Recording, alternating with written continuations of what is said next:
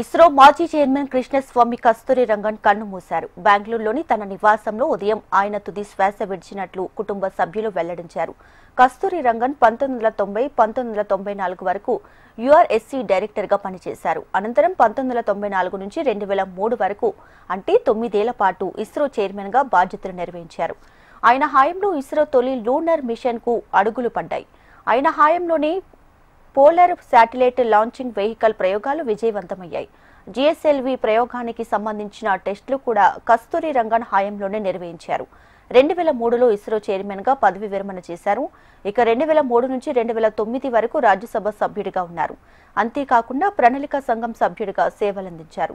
ఇక 2004 నుంచి 2009 మధ్య కాలంలో బెంగళూరులోని national institute of advanced studies కు డైరెక్టర్ గా కూడా పనిచేశారు.